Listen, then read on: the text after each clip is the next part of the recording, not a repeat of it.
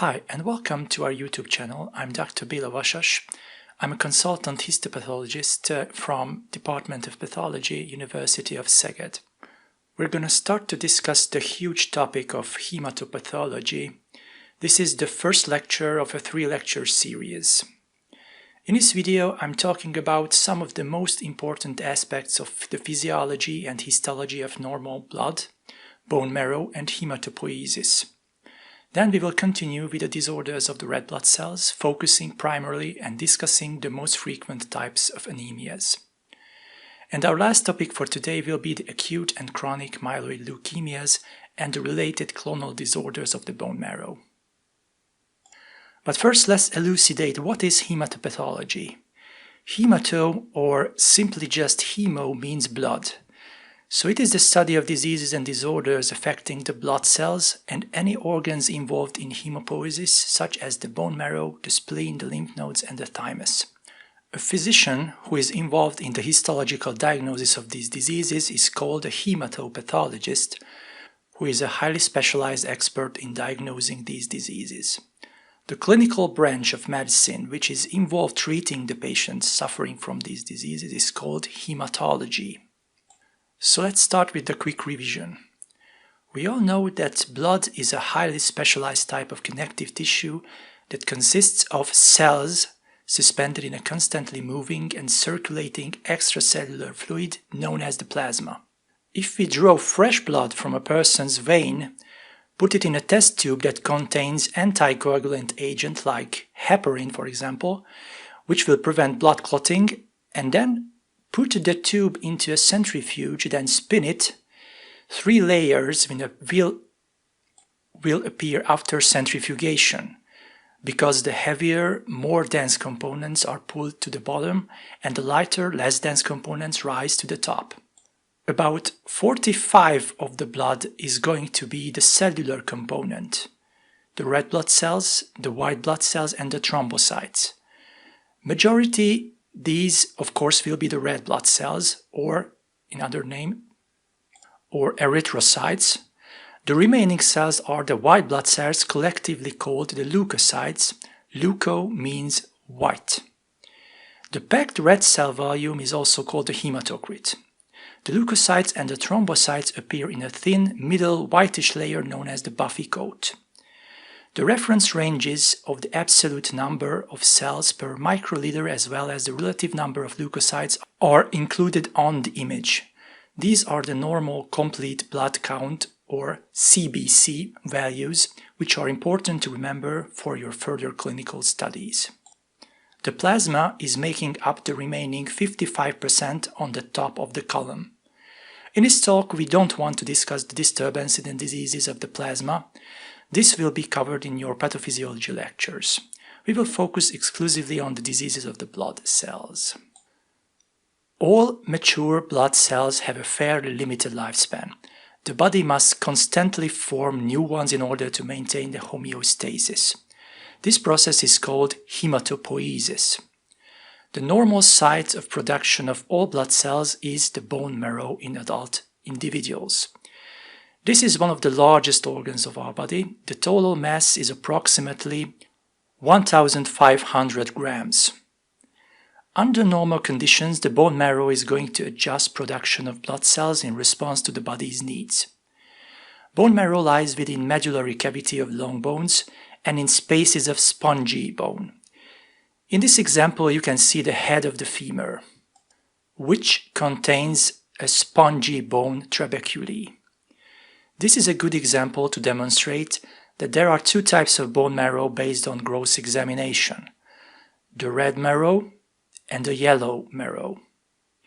The red marrow, which is the active blood cell producing marrow, and it is red due to the abundance of maturing precursors of blood cells. At birth, all marrow is red, but as we age, most marrow is going to change yellow.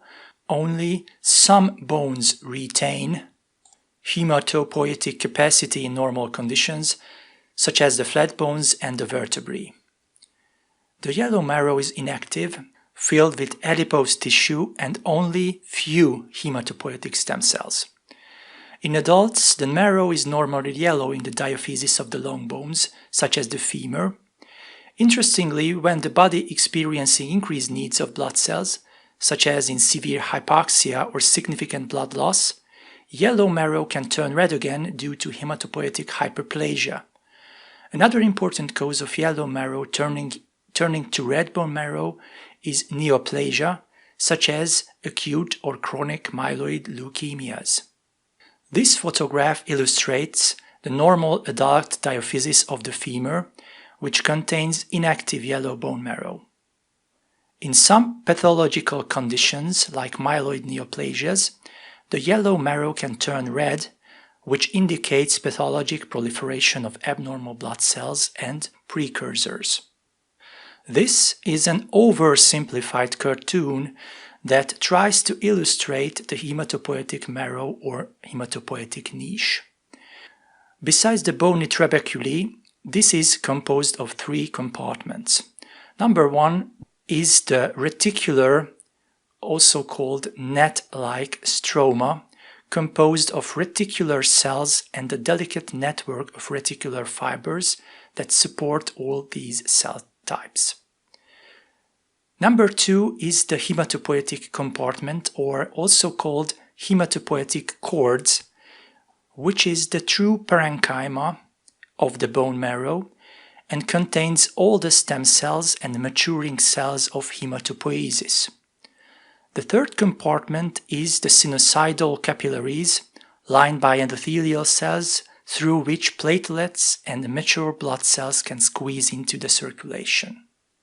Within the hematopoietic cords, the cells seem to be located in a chaotic fashion, but there are usually clearly visible areas showing trilineage hematopoiesis, meaning that maturing elements of three major cell lines are represented: the myeloid, the erythroid, and the megakaryocytic lineage. The myeloid cell lineage will form all granulocytes and monocytes. The erythroid lineage will form the erythrocytes or red blood cells, and the megakaryocytic lineage will form the thrombocytes. The erythroblastic islands with eosinophilic cells with pycnotic nuclei, also called normoblasts, are shown here. These islands lie close to the sinusoids as well as the large megakaryocytes. The granulocytes, also called myeloid precursors, are located deeper in the cords, some of which are located near the bony trabeculae. Normally, there are very few stem cells, and usually immature precursors known as the blasts are few in number. This histological slide shows the normal marrow containing all three maturing hematopoietic lineages. You can easily spot the megakaryocytes here, here, and also here. The megakaryocytes are large cells with a multilobulated nucleus. The islands with tiny cells with a dark pycnotic nuclei are the late erythroblasts, also called normoblasts, and between them there is the myeloid lineage with developing immature and mature forms of granulocytes. In a normal adult, about half of the bone marrow area is active hematopoietic tissue. The other half is adipose tissue.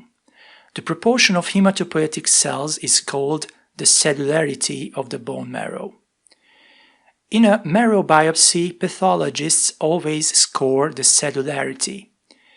It can be either normocellular, which means proportion of the hematopoietic compartment is normal at that age. The bone marrow can be hypocellular, meaning fewer or none at all hematopoietic cells, and hypercellular, which we usually see in cases of various hematological malignancies like acute or chronic leukemias. Let's discuss the generation of adult blood cells, which is the process, as we already mentioned, is called hematopoiesis. All blood cells arise from a single type of multipotent hematopoietic stem cell, HSC, also called hemocytoblast. This cell is often called pluripotent in the literature, but nowadays it's more accurate to call this a multipotent instead of a pluripotent stem cell. We know that it has an ability to renew itself constantly by mitosis. Therefore, there is a steady pool of HSC in the bone marrow. 1 in every 10,000 cells are HSCs in the bone marrow. They also have the ability to differentiate into all types of blood cell lineages, including lymphoid, erythroid, myeloid, and megakaryocytic lineages. They occur in specialized microenvironments of the bone marrow, so-called the stem cell niches, and can travel in the bloodstream from the bone marrow in one bone to another bone, and they sometimes may settle in the liver or the spleen. This is the process what we call extramedullary hematopoiesis. Morphologically, this cell resembles a small lymphocyte, and there is no way to differentiate from it by a light microscopy alone. We can identify them only by immunohistochemistry because they express certain stem cell markers like CD34 or c-KIT, but no lineage-specific markers are expressed on these cells. This is a really busy slide that contains the most important elements and lineages of hematopoiesis. As you see, all blood cells derive from a common progenitor, the hematopoietic stem cell, HSC. Hematopoiesis is a multi-step process involving several intermediate progenitors and precursor cells. Of course, it is not required to memorize the contents of the slide, and it serves just to illustrate the complexity of the process. What is important to emphasize is that the HSC is able to slowly but constantly renew itself, recreating and maintaining the stem cell niche.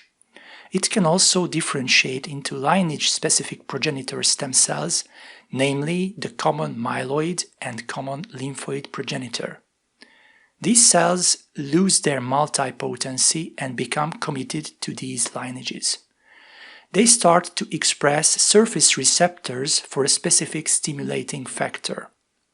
These stimulating factors are multiple types of signaling molecules, such as cytokines like interleukins, colony-stimulating factors, which are secreted by local marrow cells like macrophages and endothelial cells. There are also hormones like erythropoietin, EPO, and thrombopoietin derived from organs like the liver or kidneys. These molecules regulate the proliferation, differentiation, survival, and apoptosis of various progenitors. By doing so, they maintain a homeostasis, a steady state levels of blood cells in normal situations, and in response to certain stimuli, they induce production of particular cell type. For example, in response to blood loss, production of red blood cells is accelerated to replace the lost red blood cell mass. The production of and maturation of the red blood cells that we call erythropoiesis is stimulated by EPO. Thrombopoiesis is stimulated by thrombopoietin secreted by the liver, and granulopoiesis is stimulated by various granulocytic stimulating factors, and so on. Note that during the differentiation process, the precursor cells reduce in size, increase in number, and start making functional proteins and specific structures which allow them to function properly. They are released into the bloodstream, and some of these cells appear in peripheral tissue like macrophages, also called histiocytes in the peripheral tissues. Also note that the formation of lymphoid cell lineages start in the bone marrow. The final maturation of these takes place in other organs like the thymus, lymph nodes, and spleen. This diagram shows the sites of hematopoiesis in pre- and postnatal periods. Hematopoiesis starts here in the embryonic yolk sac and moves to the fetal liver and spleen after a few weeks. The bone marrow then takes over as the main source of new blood cells from 6 months of gestation. After birth, active red marrow is gradually replaced by yellow fat marrow, so that from age to age of 20, hematopoiesis is concentrated in the exoskeleton and articular ends of the femoral and humerus bones. In certain conditions where the HSC is kicked out from the bone marrow, it will travel to sites of fetal hematopoiesis and start to produce blood cells there. This process is called extramedullary hematopoiesis, e.g. blood formation outside of the bone marrow. It may lead to significant enlargement of the affected organs, which we call splenomegaly and hepatomegaly, which is important clinical signs in certain diseases. Before we jump into the discussion of specific diseases, let's take a look at the important laboratory methods in the diagnosis of hematologic diseases. Perhaps the most frequently requested lab investigation is the quantitative assessment of blood, the complete blood count, or CBC. A CBC gives you information about the absolute number of white blood cells, the red cells, and thrombocytes. When needed, the amount of specific leukocytes, like number of granulocytes and lymphocytes, and also their relative ratios are also indicated in the laboratory report. These numeric values are calculated from peripheral blood by complicated instruments. For more details about these investigations, see your pathophysiology and related clinical courses. Although automated machines can rapidly determine the number of different blood cells and provide information about the size and shape of red blood cells and type of white blood cells, examining a blood sample under a microscope may provide additional information, such as more specific morphological characteristics of blood cells. The histopathological examination of the bone marrow itself is done by the hematopathologist. Bone marrow examination is useful in establishing certain diagnoses, especially the leukemias and lymphomas. It is also useful in staging of various hematologic diseases and in the assessment of bone marrow cellularity, cellular morphology and maturation. Besides standard H&E stain, hematopathologists use a wide variety of special stains and immunohistochemical reactions during the diagnostic process. There are also many highly specialized additional assessments like flow cytometry, which is a technique that allows for antibody-mediated detection of specific cell types in cell suspensions. Classical chromosome analysis can detect rough chromosomal alterations in leukemias, and molecular methods like FISH and polymerase chain reaction are useful in molecular characterization of malignant tumors. Note that the diagnosis of many hematological diseases, especially hematological malignancies, is usually complex and requires a multidisciplinary collaboration between the hematologist, the pathologist, and other clinical and laboratory specialists. Peripheral blood smear is a thin layer of blood smeared on a glass microscope slide and then stained in such a way that allow the various blood cells to be examined microscopically. Here you can see the example of the unstained and the stained blood film, which we put under the microscope and examine it. There are three main components you have to look at when you face with a blood smear: the red cells, the white cells, and the platelets. Red cells are donut-shaped discs, which are fairly equal in size and shape. Each of them have a central paler area, a pallor, which is smaller than 1/3 of the red blood cell diameter. You can see the tiny platelets and some white cells, namely 2 neutrophil granulocytes, here and here, and a monocyte, which is also present on this blood smear. The neutrophils have a single nucleus which has multiple lobes, therefore the name polymorphonuclear cells, or PMNs, come from. The monocytes and the lymphocytes have a non-lobated nucleus, that's why we call these mononuclear cells. The thrombocytes are very tiny speckles which are visible in this blood sample. For example, here, here and here. To sample the bone marrow, we can use the bone marrow aspiration and the trephine needle biopsy technique. The aspiration yields cytological sample, which means we get a smear of individual cells on a monolayer. The optimal site for both aspiration and trephine biopsies is the posterior iliac crest, other sites being the sternum and tibia. After insertion of the needle into the marrow, a liquid sample is aspirated into a syringe and spread as a smear onto a slide. It is then fixed and stained by H&E or other stains and then examined via the microscope. A trephine, from the Greek trypanon, meaning an instrument for boring, is a surgical instrument with a cylindrical blade. This sharp blade, the trephine, also called Jamshidi needle, entails cutting out a solid core of bone marrow, including some trabecular bone. This cylindrical core is fixed in formalin, which is followed by decalcification, removing the calcium of the bone, and sectioning and staining of the specimen. Here you can see the specimen stained with standard hematoxin eosin stain, in which we can examine, we can appreciate some of the bone marrow and the bony trabeculae as well. The hematopoietic and lymphoid systems are affected by a wide variety of diseases. One useful way to organize these disorders is based on whether they primarily affect red cells, white cells, or the coagulation system, which includes the platelets and clotting factors.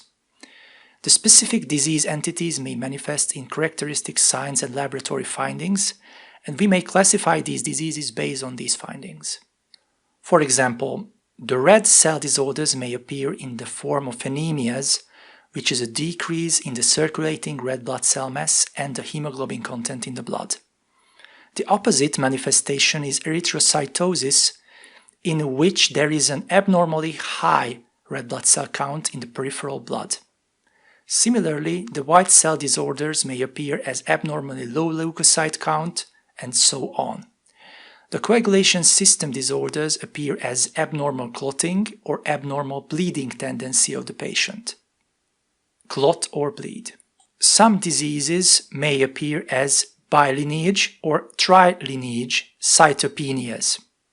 The latter is called pancytopenia, which includes anemia, leukopenia, and thrombopenia as well. So let's start with red blood cell disorders. Disorders of erythrocytes can result in either anemia, which one of the most frequent clinical findings in medicine, or they can manifest in erythrocytosis, also called polycythemia or polyglobulia, having too many red blood cells in the circulation. As you know well, the function of the red blood cells is to transport oxygen from the lungs to the peripheral tissues and to transport the carbon dioxide back to the site of gas exchange. Hemoglobin is the molecule that is able to bind these gases, and the red blood cells have many hemoglobin molecules. Red blood cells have a characteristic shape which maximizes the cell's surface area, and this aids rapid gas exchange across the cell membranes. They can deform and squeeze through tiny capillaries, which is partially a consequence of the special membrane and the special proteins in the membrane and in the cytoskeleton. Any genetic mutation which interferes with the formation of these special shape leads to impaired oxygen delivery and usually premature destruction of red blood cells, a process we know as hemolysis. There are no organelles like nucleus or ribosomes or mitochondria. That means there is no protein synthesis inside of the red blood cells. The diameter is pretty constant in normal individuals. In histological sections we can use as a histological ruler. We can compare the size of any structure to the diameter of a normal red blood cell. After red blood cells released in the circulation, these cells live up to 4 months. Then they gradually undergo senescence and phagocyted by macrophages in the spleen and in the liver. How does the body regulate the production of red blood cells? The most important regulator is the glycopeptide hormone called erythropoietin, EPO, which is increased the rate of erythropoiesis. It is released into bloodstream in response to tissue hypoxia. This can be due to anemia or hypoxemia, which means due to a lung disease where there is inadequate oxygenation of blood occurs. Most EPO is produced by the kidney, although small amount is produced by the liver. In addition to hormonal factors, there are also necessary nutrients for red blood cell production. The list of these nutrients is very, very long, but there are basically 3 of these which have particular clinical relevance: iron, vitamin B12, and folic acid. Lack of any of these will lead to decreased red blood cell production and anemia. So, how do we define anemia? Anemia is a condition in which the circulating red blood cell count or the hemoglobin is less than normal. It is not a disease per se. It is a sign, a collection of laboratory findings resulting from heterogeneous hereditary and acquired disease entities, and mostly our job is to find out what is the specific cause of it. Therefore, we can treat it accordingly. Anemias result in decreased oxygen carrying capacity of blood, which leads to tissue hypoxia and may lead to tissue damage as well. Therefore, all clinical signs and symptoms are caused by hypoxia and the compensating mechanisms which try to adapt to this change. These symptoms depend on the severity of anemia, the speed of its development, and the patient's comorbidities. Acute anemia usually caused by bleeding. If the bleeding is massive enough, it may lead to shock and organ failure. Chronic anemias may usually manifest as pallor of the skin and conjunctiva. Some anemias may manifest as jaundice as well. General weakness and fatigue is common. Other patients show no or very few symptoms at all. Palpitations caused by increased heart rhythm or angina pectoris is usually caused by more severe anemia, and dyspnea, tachypnea usually manifest in patients with other comorbidities like ischemic heart disease or pulmonary diseases. From the various clinical signs, I only want to show you a severe case of skin pallor, which is not a specific but a characteristic sign of more advanced anemia.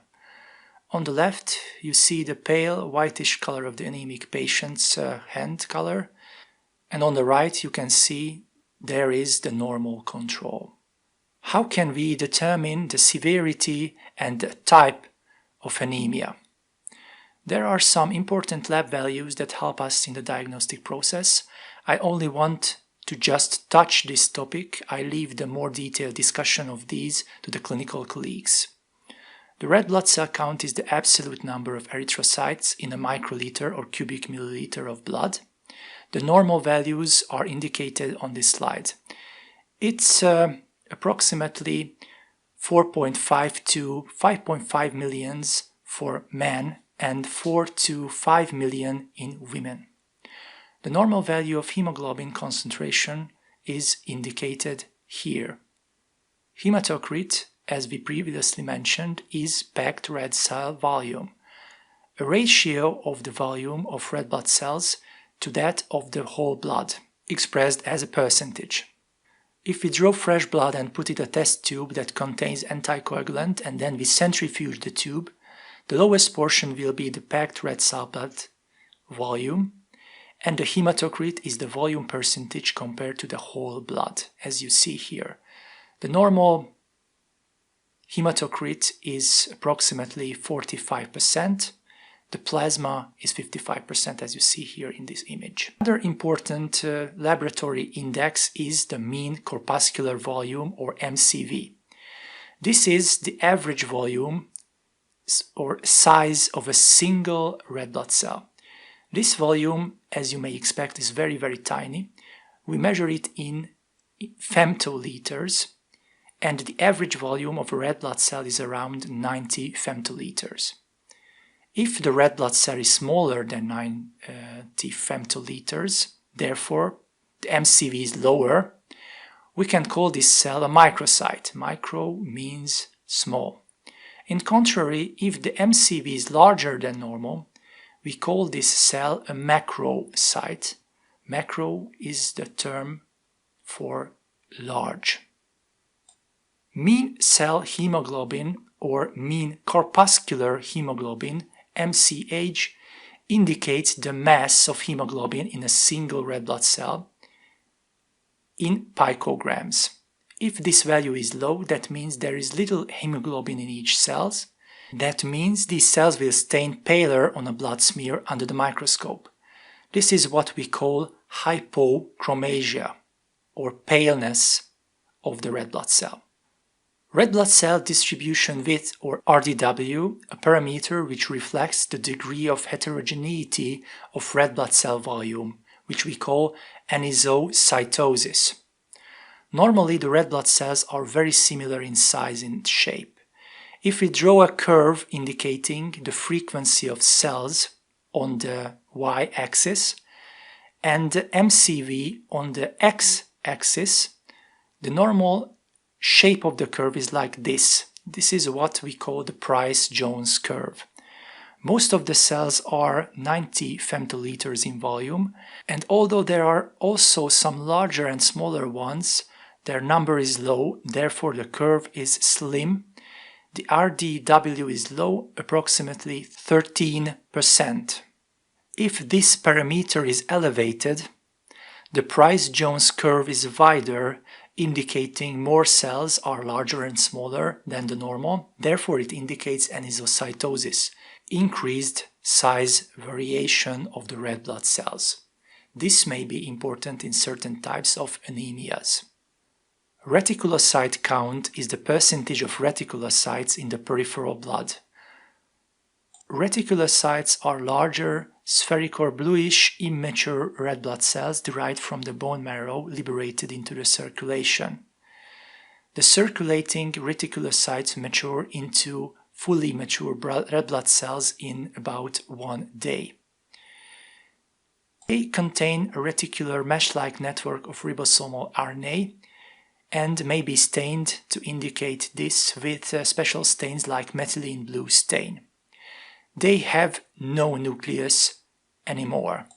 Reticulocyte count gives information about the bone marrow activity, erythropoiesis. If the anemia is caused by hemolysis, there is a compensatory increase in erythropoiesis in bone marrow. Eventually, there will be increased number of reticulocytes in the bone marrow and in the bloodstream, which we call reticulocytosis. This indicates effective erythropoiesis. If the anemia is caused by impaired red blood cell production, lower number or no reticulocytes in the peripheral blood will appear. This is what we call reticulocytopenia. This indicates ineffective erythropoiesis. When discussing the many and diverse types of anemias, we can basically use 2 frameworks to classify these diseases. There is the etiopathogenetic approach or pathophysiologic approach, when we classify the anemias based on their causes and mechanisms of development. This is the most common approach in pathophysiology textbooks, and it gives you the whole picture of the possible types of anemias. However, the morphologic approach, which is based on the size and staining of red blood cells, is more useful in the everyday clinical practice. Pathophysiologic classification of anemias include 3 major groups. Number 1 is due to acute blood loss. Number 2 is increased red blood cell destruction after release from the bone marrow, either because of intracellular causes or caused by some extracellular process. And the third cause of anemias may be the decreased production of erythrocytes. The morphologic approach is based on the parameters which measure the size of the red blood cell, MCV, and the hemoglobin content of the red blood cell. Because the color of red blood cells are dependent on their hemoglobin content, those cells which have low hemoglobin are paler, which we call hypochromatic. Hypo is low, chromic is color. In many cases, the presence of abnormal red cells yield important diagnostic clues as well, like the presence of sickle cells indicates sickle cell anemia, spherocytes indicate hereditary spherocytosis, and so on. Using the MCV, we can categorize the individual etiologies of anemia into the following categories. Number one, which are associated with low MCV, are called microcytic anemias. These include iron deficiency anemias, anemia of chronic disease, the thalassemias, and sideroblastic anemias. Those with a normal MCV are called normocytic anemias, and those with a high MCV called macrocytic anemias. Those which have a normal MCV may be further categorized into those which have low reticulocyte count, indicating ineffective erythropoiesis, or into those which have elevated retic count, from which acute blood loss and various forms of hemolytic anemias are important. In cases when anemia develops from blood loss, important to separate acute blood loss and chronic bleeding.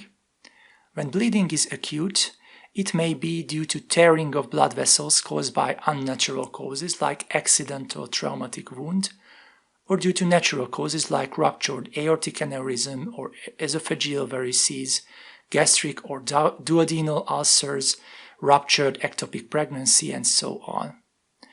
Loss of intravascular volume may lead to hemorrhagic shock and even exsanguination and the death of the patient. If the patient is lucky enough and survives, the extracellular fluid moves to the intravascular space, which simply dilute the red blood cells. Normocytic normochromic anemia develops. Tissue hypoxia increases the erythropoietin secretion of the kidneys, resulting in increased red blood cell production with increased reticulocyte count, which will eventually normalize the blood picture within 3 to 4 weeks. When there is chronic bleeding, it is usually from the GI tract or from other sites like gynecological sites or urological sites. It will cause gradual iron deficiency anemia, which we will discuss a few slides later. What causes microcytic anemias?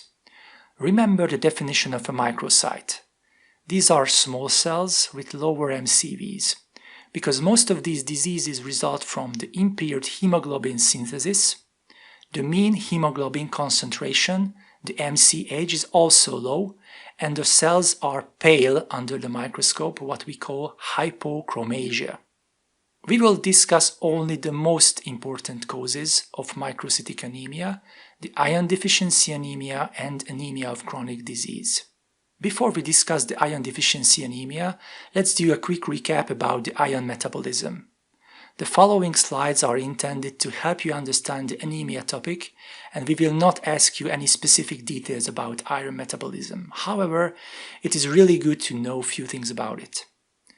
Normally, the human body contains about 3 to 4 grams of iron, of which more than 2/3 is stored in hemoglobin, 1/4 of it is stored in the liver and bone marrow as ferritin and hemosiderin, and the rest in myoglobin and certain enzymes such as catalase and cytochromes.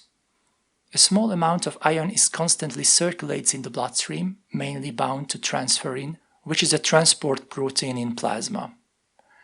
Normally, some iron from the dead red blood cells is recycled by macrophages in the reticuloendothelial system, but we lose approximately 1 to 2 milligrams of iron each day. The average iron intake is 10 to 20 milligrams of iron each day, but only 1 to 2 milligrams is absorbed from the duodenum and upper jejunum per day. Normally, iron is found in 2 forms in our diet. Number 1 is heme iron, bound to hemoglobin and myoglobin, usually in red meat. The absorption of this is much easier than the non-heme iron, which is mostly found in plant-based products like spinach, beans, and lentils. In the duodenum, heme ion is transported directly into the enterocytes across the heme transporter, then decomposes into heme and Fe2+ ions. Non-heme ion, which is in the ferric form, needs to be reduced into Fe2+.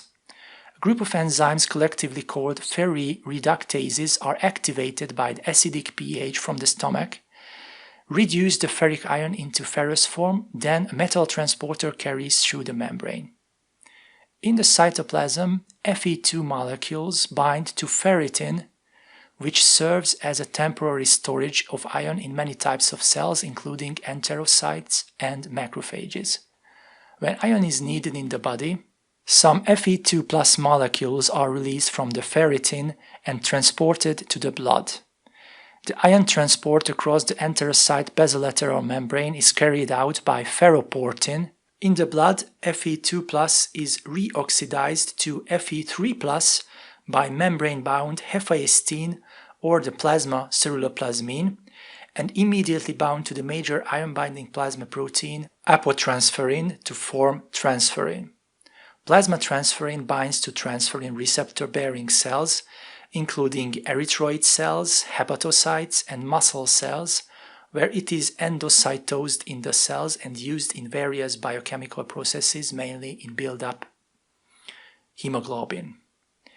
The excess ion is stored in the already mentioned ferritin and hemosiderin molecules.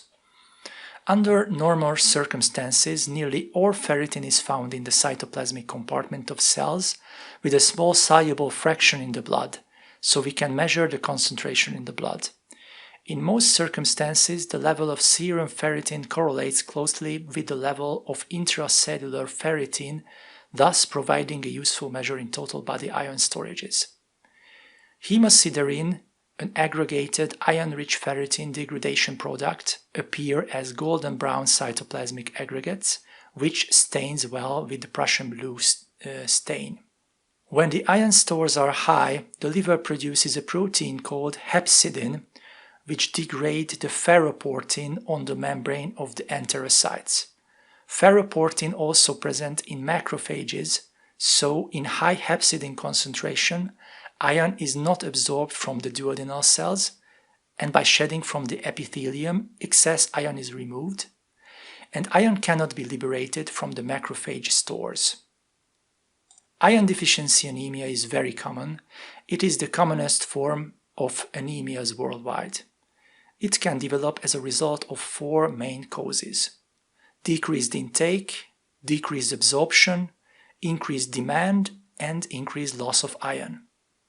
Decreased ion intake predominantly occurs in infants when there is also an increased need of iron and a lower iron content in the breast milk. It may occur in strict vegetarians because they intake mostly non-heme iron, which is harder to absorb.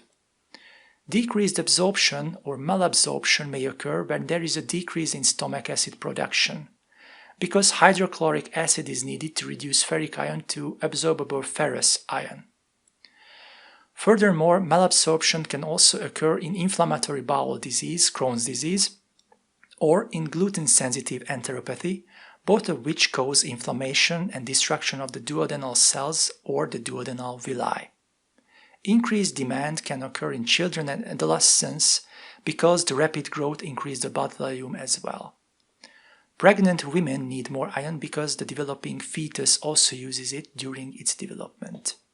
Finally, increased iron loss is mostly develops in cases of chronic slow bleeding because iron is lost along with the red blood cells. The pathogenesis of iron deficiency anemia is simple.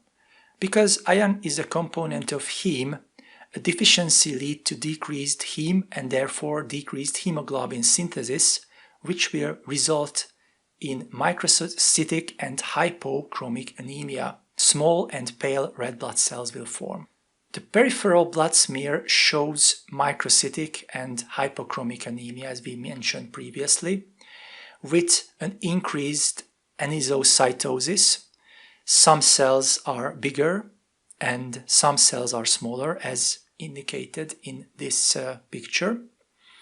There is also a poikilocytosis, which means there is a variation of cell shape. As you see here, some cells are more deformed than the others. There is a decrease in reticulocyte number. Reticulocytopenia is happening. The Price-Jones curve is also changed. There is an increased red blood cell distribution width because of the anisocytosis, and there is a shift of the Price-Jones curve to the left because most of these cells are smaller than 90 femtoliters. In contrary, in macrocytic or megaloblastic anemia, there is the shift to the right of the Price-Jones curve, which means the cells are larger than usual, and there is also an increased red cell distribution width. Iron deficiency usually develops gradually, so the lab findings depend on the stage and the severity of the disease. The first thing is the decreased storage of iron, which we can examine by examining the serum ferritin. First, the serum ferritin will decrease. Then there will be decreased circulating iron, which causes decreased serum iron and increased total iron binding capacity, which is a parameter indicating the unbound transferrin in blood. At the terminal stages, the formation of microcytic hypochromic anemia occurs. Another type of very common anemia is the anemia of chronic disease, which arises in association with chronic inflammatory and malignant diseases like lymphomas, carcinomas, autoimmune diseases like sarcoidosis, lupus, and others. It may also appear in patients suffering from diabetes mellitus. The pathogenesis is complex. There is a complex disturbance in iron metabolism which prevents iron transfer from the stores into erythroid precursors. Iron in this case is basically locked up in macrophages and enterocytes. The increased pro-inflammatory cytokines like IL-1 and IL-2, etc. lead to increased hepatic hepcidin synthesis, which, as we mentioned previously, blocks the transfer of iron to erythroid precursors from the duodenal epithelium and macrophages. In this disease type, the iron stores, the ferritin in macrophages, are normal or even increased, contrary to iron deficiency anemia, where the stores are usually decreased. The anemia in chronic disease is normocytic. In more severe cases, it is microcytic with minimal anisocytosis and poikilocytosis. This anemia is also called bland-looking anemia under the microscope. Iron studies show decreased serum iron and increased ferritin, which is partially because there is a constant chronic inflammation, and in chronic inflammation as an acute phase reactant, ferritin levels are increased. The total iron binding capacity is lower or normal. Remember, in iron deficiency anemia, TIBC is always increased. In the bone marrow, macrophages show an increased iron stores, which can be indicated by Prussian blue stain.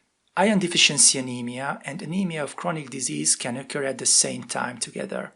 For example, in patients with colorectal cancer with chronic bleeding, there is an ongoing chronic neoplastic disease and inflammation, and there is a hidden chronic slow bleeding. The lab results are more difficult to interpret in these cases. Let's just move on to the normocytic anemias. The term normocytic refers to the normal size of mature red blood cells in the peripheral circulations. The causes are very diverse, but we may further classify them according to the pathophysiologic approach.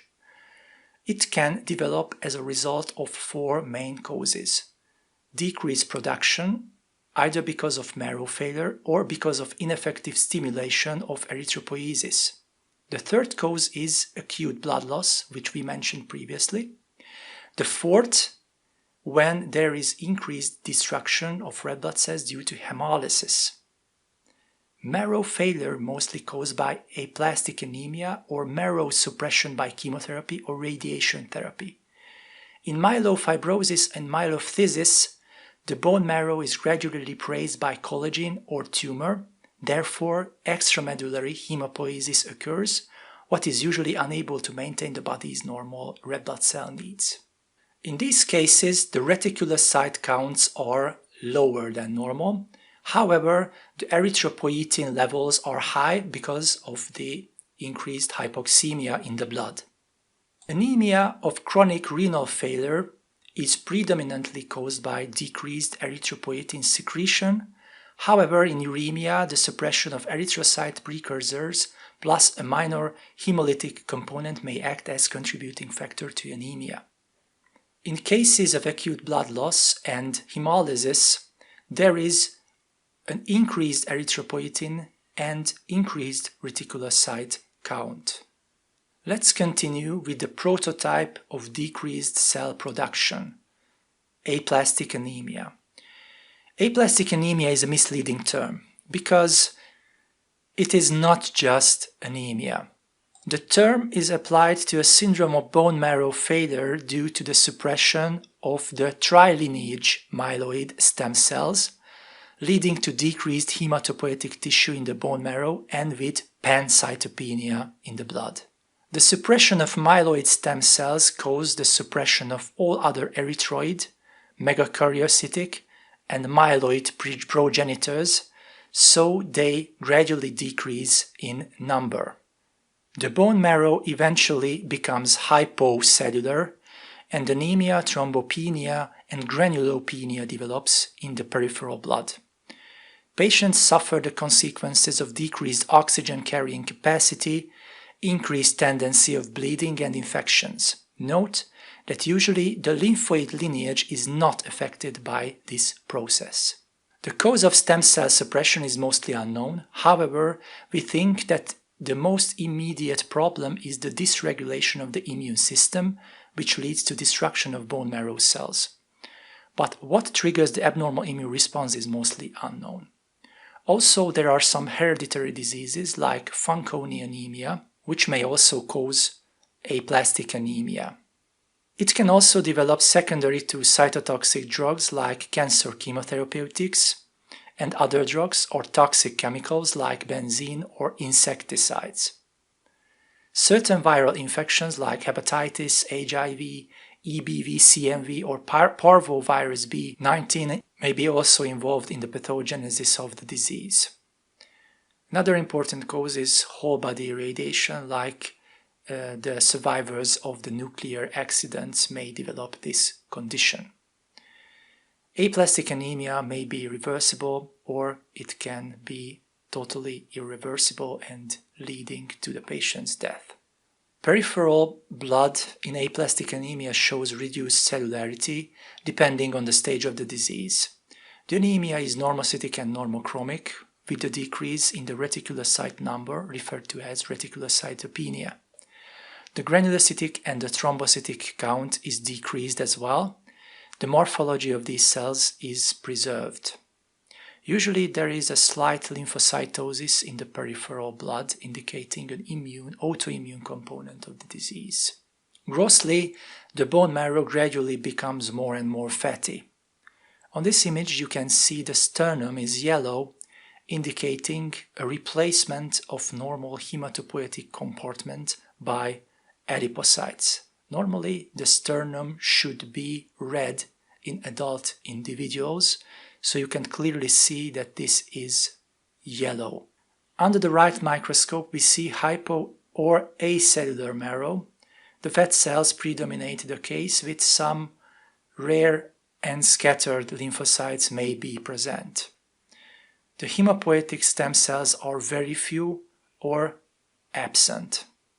Patients with aplastic anemia present with signs and symptoms attributable to pancytopenia, namely weakness, cutaneous and conjunctival pallor and dyspnea, increased bleeding tendency manifesting as petechiae, ecchymoses, gingival hemorrhages, or in women excessive or abnormal menstruation. Granulocytopenia may manifest as increased risk for bacterial or fungal infections with fever, ulcerative gingivitis, pharyngitis, pneumonias, colitis, or cystitis. Note that in aplastic anemia there is no extramedullary hematopoiesis, therefore no splenomegaly is observed. The prognosis is very variable. Sometimes bone marrow transplantation or immune suppressive therapy may be beneficial. Other times the condition becomes irreversible and the patient dies, usually from fatal bleeding or the consequences of granulopenia. Here you can see a typical example of petechial hemorrhages in severe thrombocytopenia. Petechiae are small red or purple spots on the skin or conjunctiva caused by minor bleed from broken capillary blood vessels. In severe thrombocytopenia, the few available thrombocytes cannot stop the bleeding from these tiny vessels, therefore these bleeding appear throughout the skin.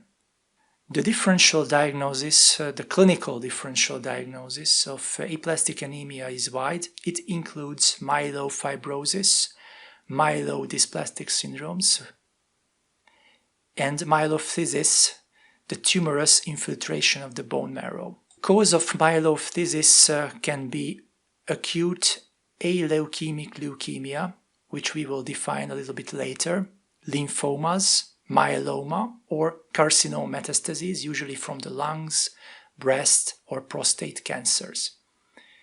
In myelophthisis, extramedullary hematopoiesis occurs because the kicked out stem cells will form extramedullary colonies most commonly in the liver and the spleen. Therefore, these organs will enlarge. Splenomegaly will occur. Another characteristic feature of myelophthisis is the circulating immature granulocytes and nucleated erythrocytes in blood, what we call leukoerythroblastosis of the blood. This is a fine example of myelophthisis. A prostate carcinoma metastases are visible throughout the spine and the femur, which basically cause a total infiltration of the bone marrow, and there is no place of the normal hematopoietic tissue in the bone marrow. As a control, there is a normal vertebral column just below the tumorous one. These patients frequently show hepatosplenomegaly because of the extramedullary hematopoiesis. Hemolytic anemias are a diverse group of disorders that have as a common feature accelerated red blood cell destruction, what we call hemolysis. Hemolysis is a premature destruction of circulating red blood cells. In different words, it means there is a shortened lifespan of the erythrocytes. Usually it is less than 120 days. This process will lead to decreased oxygen carrying capacity of blood, lead to anemia. Hemolytic anemias are also characterized by a compensatory increase in red cell production and release from the bone marrow. Therefore, the reticulocyte number is increased. The etiology of hemolysis is extremely diverse and we won't start to discuss any of these. Let's leave it to the pathophysiology and the clinical courses. Hemolysis can either occur in the intravascular space or the extravascular space within the reticuloendothelial system in the liver, spleen, and bone marrow. This cartoon shows the pathogenesis of the intravascular and extravascular hemolysis. Intravascular hemolysis is characterized by red blood cell injuries so severe that the red blood cells literally burst within the circulation. Free hemoglobin immediately released into the plasma, causing hemoglobinemia. The excess hemoglobin is bound to a protein called haptoglobin, which transports the hemoglobin into the liver, where it is phagocyted by macrophages. The released hemoglobin is split into globin and heme, and the globin degrades into amino acids. The heme is converted into biliverdin after the removal of iron. The ion is attached to ferritin and can be stored in the liver. Biliverdin is reduced to bilirubin, which will be released into the blood. Bilirubin is a yellow pigment, water insoluble, and it binds to albumin, and this is what we call unconjugated or indirect bilirubin. The bilirubin is transported by the albumin into the liver, and then it is conjugated and excreted into the gut. In severe cases of intravascular hemolysis, the free hemoglobin is so high that it surpasses the binding capacity of haptoglobin, and free hemoglobin will appear in the urine. This is what we call hemoglobinuria. Extravascular hemolysis happens when there are defects in the red blood cells that increase the chance of early phagocytosis of these cells in the reticuloendothelial system, usually in the spleen or in the liver. In these cases, the same thing happens. It is converted into bilirubin, but usually the free hemoglobin is not elevated in the bloodstream. If we look at the laboratory data, there are multiple evidences of hemolysis. In the serum, you can see or you can observe elevation of unconjugated or indirect bilirubin. If it's very severe, it can cause manifest jaundice or yellowish discoloration of the patient. Because there is rupture of the red blood cells, the intracellular contents are also liberated into the bloodstream, like the lactate dehydrogenase, which is elevated in the bloodstream. Because there is a release of free hemoglobin, it will lead to hemoglobinemia in cases of severe intravascular hemolysis and binds to haptoglobin. Therefore, the plasma haptoglobin content will be decreased. In the urine, we can see excess urobilinogen resulting from bilirubin breakdown in the intestine, and in severe cases there is also hemoglobinuria, which is the appearance of hemoglobin in the urine.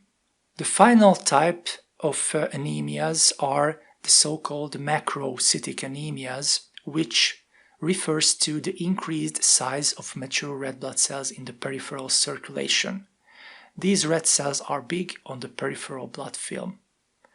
In more specific terms, if the red blood cells' mean corpuscular volume is larger than 100 femtoliters, it is macrocytic. There are two basic types of macrocytic anemias. The first type is called megaloblastic anemia, which is characterized by production of enlarged, so-called megaloblastic red cell precursors, many of which undergo apoptosis in the bone marrow. The other type is so-called non-megaloblastic macrocytic anemia, in which the erythropoiesis in the bone marrow does not contain enlarged precursors. In this type, the erythropoiesis is normoblastic, which means non-megaloblastic. The most common cause of this latter type is chronic alcoholism and other non-alcoholic liver diseases, and some endocrine diseases may manifest as non-megaloblastic macrocytic anemia. A common mistake made by the students studying these types that they use the term macrocytic and megaloblastic anemia interchangeably. However, these two terms are not synonymous. Megaloblastic anemia is a subcategory under the category of macrocytic anemia. Basically, it's a subtype of macrocytic anemia. Let's focus on megaloblastic anemia. These are caused by defects in DNA synthesis.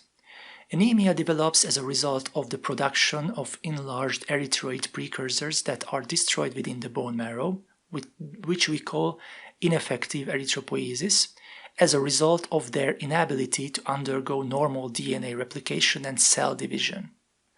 The cause of megaloblastic anemia is vitamin B12 and/or folic acid deficiency. Both vitamins are necessary for normal DNA synthesis. So how does megaloblastic erythropoiesis develop? Without B12 and folate, the DNA synthesis is abnormal, so the erythroid precursors cannot replicate their DNA content, therefore cannot enter the cell division. They stuck in a mitotic arrest. Despite mitotic arrest, they continue to produce proteins and undergo cytoplasmic maturation. Eventually, it will lead to immature large nuclei which will appear with more mature cytoplasm. This is what we call nuclear to cytoplasmic asynchrony. This will result in abnormally large precursor cells known as megaloblasts.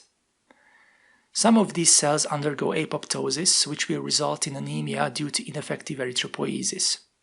But some of the cells eventually undergo maturation, so the mature cells are abnormally large, what we call macrocytosis in the peripheral bloodstream. Because DNA replication defect may affect the granulopoiesis and megakaryopoiesis as well, in severe vitamin deficiencies, pancytopenia may develop. The trephine biopsy shows hypercellular bone marrow with megaloblasts, not shown in this picture. Megaloblast does not appear in the blood circulation. This fact is very important to emphasize. However, in the peripheral blood there are macrocytes which are oval-shaped and usually darker than the normal red blood cells. This is what we call hyperchromasia. Another characteristic feature is the appearance of neutrophils with abnormally hypersegmented nucleus. This is what this picture shows. So these granulocytes have more than 6 lobes in the nucleus. Note that there are no megaloblasts in the bloodstream. Megaloblasts are restricted inside of the bone marrow. Vitamin B12 is present only in foods of animal origin, like in meat, fish, eggs, milk and butter. It is usually absent from vegetables, cereals and fruit. Vitamin B2 deficiency may be caused by malabsorption or poor diet. This cartoon shows the normal absorption of the vitamin B12. Vitamin B12 binds to a protein called intrinsic factor in the stomach, and then this intrinsic factor B12 complex is taken up by enterocytes in the terminal ileum. Intrinsic factor is produced and secreted by the acid-producing parietal cells, which present only in the gastric corpus. Malabsorption of B12 can develop because there is no intrinsic factor in cases of surgical removal of the gastric corpus or in pernicious anemia, a disease what we will discuss in more details in the next slide. Other causes include ileal malabsorption caused by short bowel syndrome because of surgical resection of the ileum, or it may be caused by ileal inflammation like in Crohn's disease, or intraluminal parasites like tapeworms or bacteria that consume B12 before it can be absorbed from the lumen by enterocytes. Pernicious anemia is a subtype of B12 deficiency-induced megaloblastic anemia. It is basically an autoimmune disease against parietal cells and intrinsic factor in the gastric corpus, which will lead to decreased intrinsic factor secretion and therefore decreased B12 absorption. The result will be also chronic atrophic corpus gastritis with intestinal metaplasia, also called autoimmune metaplastic atrophic gastritis or AMAG, because there is atrophy in the corpus.